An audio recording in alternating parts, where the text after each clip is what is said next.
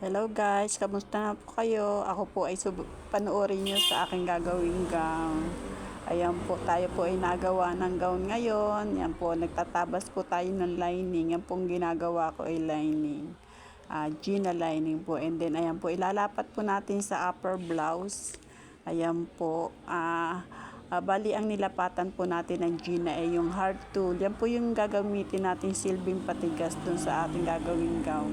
Dati po pilo nang ginagamit ko. So, sa ngayon po kasi yung pinagtabasa na lang po ng hard tool, yun na lang po yung aking ginagamit kasi medyo mahal na po kasi ngayon ang pilo. Ayan po. Kaya, at saka maganda po kasi itong itong hard tool. Yung pilon po kasi parang papel. So, ito. Pero maganda po talaga yung lumapat kasi syempre nga parang papel. So, pero itong hard tool din po kasi maganda rin naman siya. Ayan po. At tatabasin lang po natin yung sobra-sobra. Ganyan po kasi ako may pasobra-sobra eh. And then, ito naman po yung pinaka-front niya. Yung pinakaharapan po ng ating labas ng ating gown. Ayan po. Kagaya ng sabi ko sa inyo, may pasobra-sobra ako. Kasi po diyan po natin kukunin yung mahirap po kasi yung eksakto. Minsan nahihiwid po yung tela. O di pagka may pasobra po tayo, kahit mahiwid siya, maididirect natin siya ng maayos. So, ganyan po. Then ilalapat na po natin. Yan po ang paglapat. Lalagyan natin yan ng pin para hindi siya humiwalay. And then ito naman po yung isa kabila naman po yung pinaka lining din po siya pero sa loob. Kasi po babaliktarin natin yung yan po. Babaliktarin po natin yung ayan, nagawa ko na po yung nailapat ko na po yung front, yung pinakaharapan ng tela. Nilalagyan na po natin ng stick bone. Yan pong ginagawa ko ay stick bone. Para po diyan sa bust padding, hindi na po kasi kailangan mag-bra pa. And then ayan na po yan, pinaka bust padding na po siya.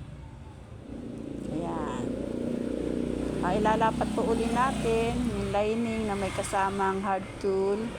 Then para tumigas-tigas. Ayan po. And then pagkatapos po ilalapat din natin yung pinaka lining din po sa loob. And then saka natin babaliktarin po.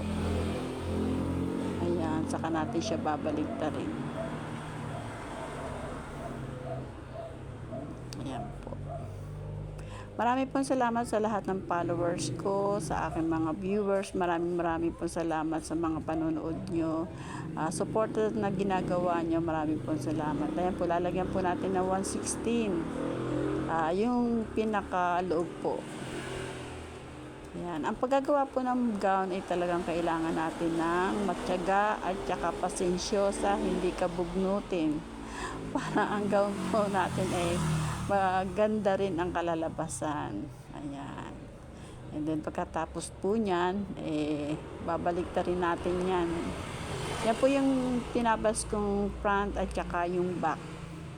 Pagsasaklubin po natin siya. Ayan. Kaya sabi ko sa inyo, may pasobra-sobra akong tela, saka natin yan gugupitin. Opo. Yan. Yan naman po mga ganyan talagang ganun po yan. Hindi po tayo maaksaya sa tela. Talagang kasama po yan sa mga gagawin natin na pasobra yan. Yan pong ginagamit natin pabaligtad ay ginagamit tools po yan.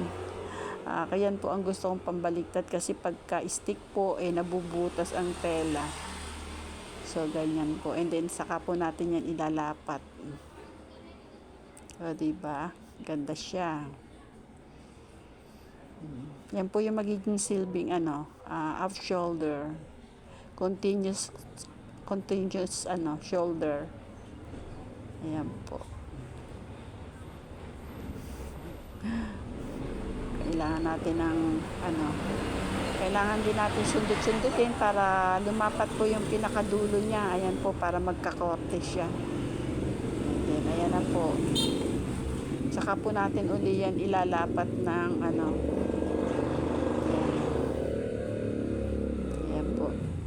Ganyan po ang gawa ng ating gown. Masyado po mabusisi, ano. Hindi po talaga biro ang paggawa ng gown. Kailangan matyaga at saka pasensyosa ka, hindi ka bugnutin. O, ganyan po yan. Ayan. Yan na po yung pinaka-shoulder niya. Yan natin ang pin.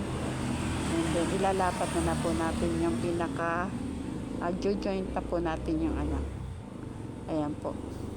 Ilak na po natin yung ating lining para hindi siya gumalaw.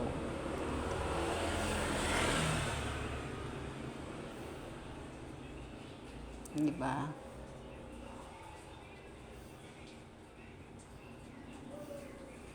Ganda po yan. Napakita ko na po yan sa inyo. Kaya nga lang, ayan na. Ganyan na po ang style niya. And then, lalagyan po natin yan ng borloloy. Yung tinatawag na borloloy, yung mga may pa-design, pa-beads, ganyan. O, ganyan po ang style niya. Ayan na po. Lalagyan na po natin siya ng design para lumapat po yung pinaka-shoulder niya. Nagpapasalamat sa inyo at pasensya na. Ngayon lang pa uli ako nakapag-download ng long video. Medyo naging busy po talaga ako at ras na ras po itong ginagawa ko. Wala po akong time na mag-video-video. Opo. Slight lang po yung ginagawa natin na pag-download sa Reels. Ayan na po. Thank you for watching po. Follow and share. Marami pong salamat. Mag-ingat po tayong lahat. Sa panahon ng ulan at bagyo, mag-iingat po tayo. Talo na po kayong mga followers ko. Ingat-ingat po. Ayan na po. Tapos na po. Ayan. Ganyan po yan style. O, diba? Ganda po.